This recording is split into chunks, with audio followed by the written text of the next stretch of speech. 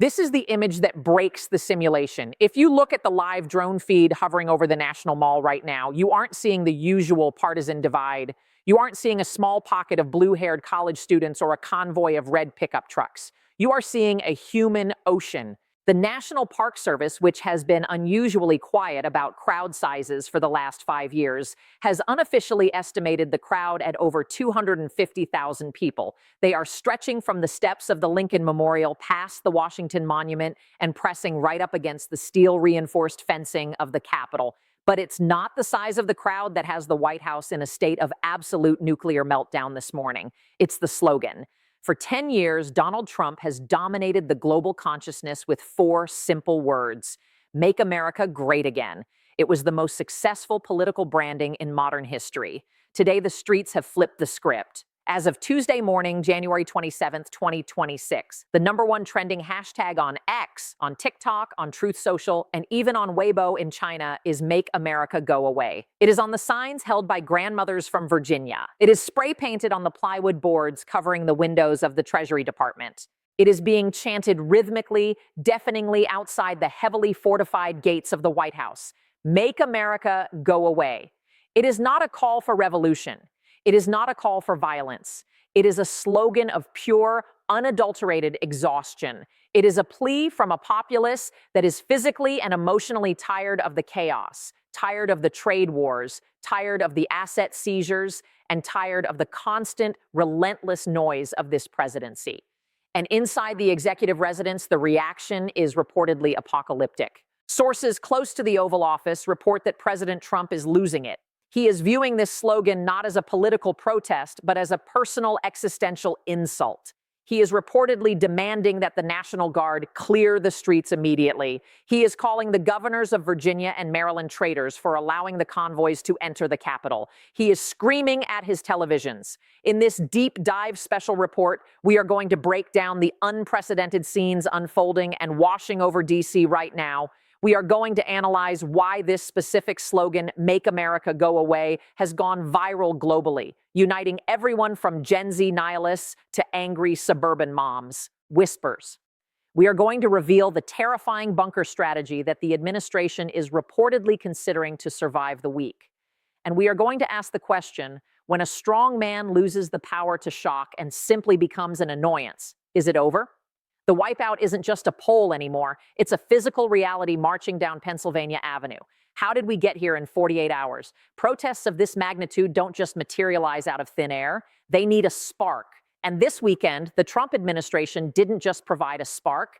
They provided a flamethrower. We have to look at the twin triggers that hit the American public simultaneously. Trigger 1, the Canada tax hits home. As we reported extensively on Sunday, the We Don't Need Canada trade war has backfired spectacularly. The Canadian blockade of heavy crude oil has hit the Midwest and the Mid-Atlantic regions with devastating speed. By Monday night, gas stations in Chicago, Detroit, and the D.C. suburbs were running dry. Commuters woke up yesterday morning to find out of gas signs taped to the pumps. Those that had gas were charging $6.67 a gallon. When you tell Americans they can't drive to work because the president picked a fight with Canada over lumber and ego, you don't get political debt. You get primal anger. The gas lines of 2026 have revived the ghost of the 1970s, and the voters are blaming one man. Trigger 2, the ballroom from hell. But the match that lit the fuse was the visual we discussed yesterday, the mud pit. Yesterday morning, news broke that the construction on the $400 million White House ballroom was halted because the president couldn't pay for it. The judge's order froze the work. The images of that massive, ugly, mud-filled crater on the North Lawn went viral instantly. To the average American who is struggling with $6 gas, seeing their 401k crash due to the Japan crisis, and watching the price of groceries spike because of the potash blockade, that hole in the ground became a symbol of everything wrong with the Trump 2.0 era. It represented waste. It represented incompetence. It represented a leader obsessed with building a palace for himself while his people couldn't afford a commute. The first protest started spontaneously on Monday evening outside the construction fence on Pennsylvania Avenue. It wasn't organized by the DNC. It wasn't organized by Antifa. It was organized by commuters. People got out of their cars in the gridlock and started walking to the fence. They threw empty red gas cans over the barricade in a symbolic gesture of, "We have nothing left." But by Tuesday morning, the crowd had morphed. The unions showed up, the teachers showed up, the silver squeeze-in, investors showed up, and suddenly Washington, D.C. was locked down. Let's go deep on the slogan because it is a masterclass in mimetic warfare, and it emerged from the most unlikely place. Sarcastic, "Make America Go Away." It originated, ironically, in Greenland. During the height of the Greenland purchase threats last week, protesters in Nuuk and Copenhagen started wearing red hats that looked like MAGA hats, but read, "Make America Go Away." It was a funny, biting way for the Danish people to say, "Leave us alone." But over the weekend, that slogan jumped across the Atlantic. It mutated. It stopped being about foreign policy and started being about domestic exhaustion. Why is it so effective? Why is it hurting Trump more than resist or not my president ever did? One, it denies him combat. Donald Trump feeds on conflict. If you scream fascist at him, he screams communist back. It fuels him. It energizes his base. Make America Go Away is not a combat slogan. It is a dismissal. It is the political equivalent of unsubscribe. It frames the president not as a terrifying monster, but as an annoying pop-up ad that won't close. It reduces his stature from strongman to nuisance. Narcissists can handle being hated. They cannot handle being deleted. Two, it unites the exhausted majority. The resistance was often viewed as elite or partisan. Make America Go Away captures the mood of the suburban mom who just wants to watch the news without having a panic attack. It captures the mood of the investor who is tired of checking the president's Truth Social feed at 3 now a.m. to see if a trade war started. It captures the mood of the Gen Z voter who sees the entire political circus as cringe. It is a big tent slogan. You don't have to be a Democrat to want the noise to stop. You just have to be tired. Three, the dark irony. The visual of a sea of people wearing red hats, Trump's signature color, but with the slogan flipped, is visually confusing and powerful. From a helicopter, it looks like a Trump rally. From the ground, it is a rejection of Trump. This visual dissonance is breaking the brains of the cable news pundits. They don't know how to cover a protest that looks like a MAGA rally, but sounds like a breakup letter. So how is the president handling this? According to leaks dripping out of the West Wing to Politico, Axios, and the Washington Post this morning, the mood is paranoid and volatile. The president has reportedly refused to go to the Oval Office today. He is working from the residence, the living quarters. He is glued to the televisions, flipping between Fox, CNN, and O, watching the aerial coverage of the crowds. He is lashing out at his staff. He fired his communications director at 3 a.m. via Truth Social, blaming him for allowing the narrative to be hijacked by losers and haters. Whispers. But the scariest report comes from the Pentagon. Rushed sources say that at roughly 6 a.m., the president ordered the chairman of the Joint Chiefs of Staff to deploy active duty troops to secure the perimeter of the White House and clear the streets for traffic. He reportedly invoked the Insurrection Act in the conversation, arguing that the blockade of D.C. traffic was a national security threat, impeding government function. However, the military pushed back. The Pentagon advised that these are peaceful protesters. There is no burning, there is no looting, there is no violence. It is just a massive, loud, mocking crowd. Deploying tanks against a crowd of grandmothers and students chanting, "Go away," would be a PR suicide mission. It would look like Tiananmen Square on Pennsylvania Avenue. This has created a dangerous standoff between the commander-in-chief and his generals. Trump feels besieged.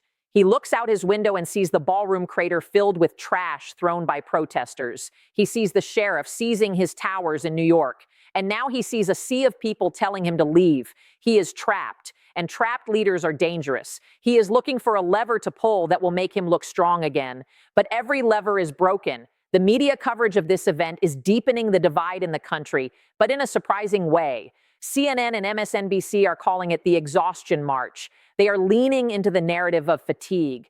They are interviewing former Trump voters in the crowd who are saying things like, "I voted for him in 2024 because I wanted cheaper eggs. Now I have $6 gas and a trade war. I'm done." They are framing it as a nonpartisan rejection of chaos. Fox News, however, is in an incredibly difficult spot. Usually they would defend the president. They would find the one guy with a communist flag in the crowd and say, "Look, it's the radical left."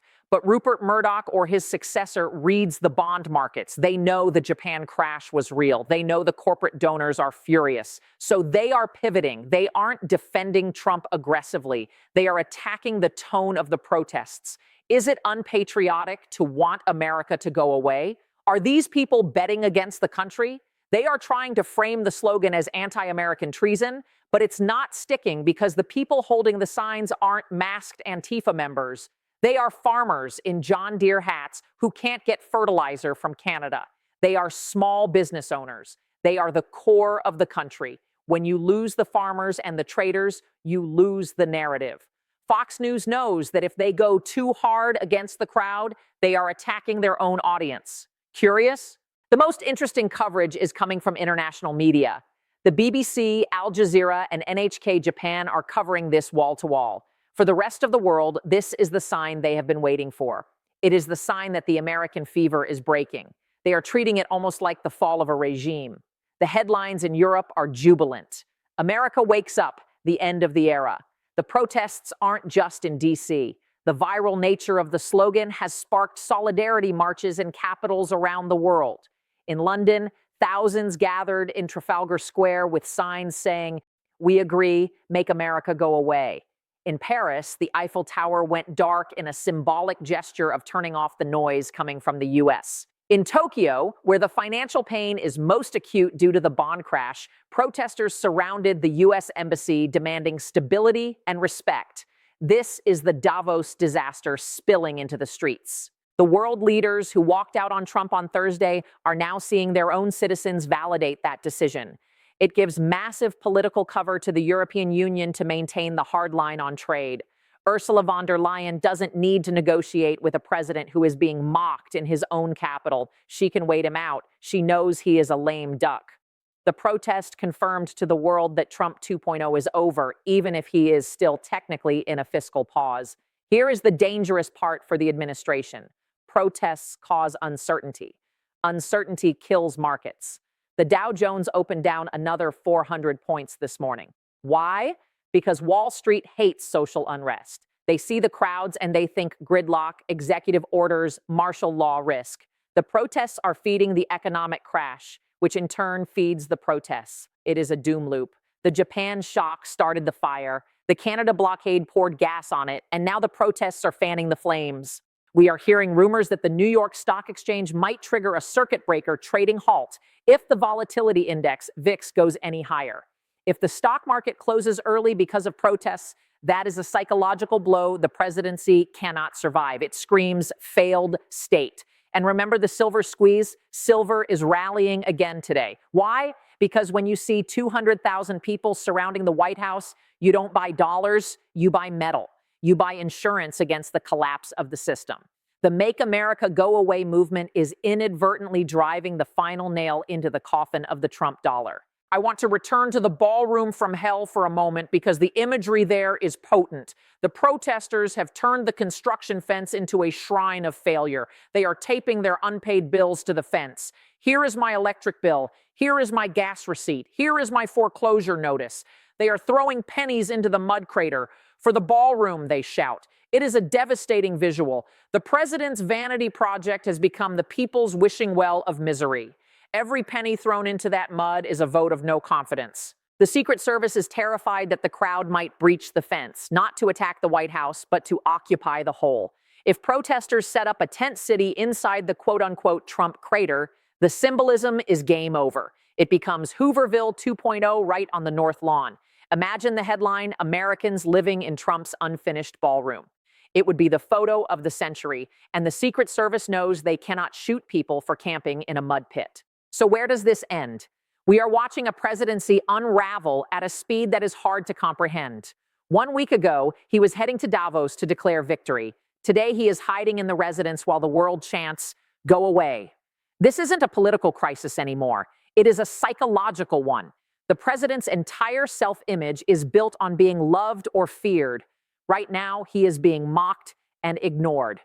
The Make America Go Away movement proves that the ultimate power in a democracy isn't the military or the courts or the bond market. It's the consent of the governed, and that consent has been withdrawn. We will be live streaming the protest all night. We have reporters at the ballroom fence and at the Treasury Department. If the National Guard is deployed, you will see it here first. But for now, the message from the streets is clear. The show is over, the audience is leaving, and the star is alone on the stage. Subscribe, stay safe, and if you're in DC, keep your head down. History is happening, and it's loud. Let's dig deeper into why this specific slogan is destroying the Trump brand. Political slogans usually demand action. Lock her up, build the wall, change, hope, make America go away demands negation. It is an anti-slogan. It resonates with the burnout generation.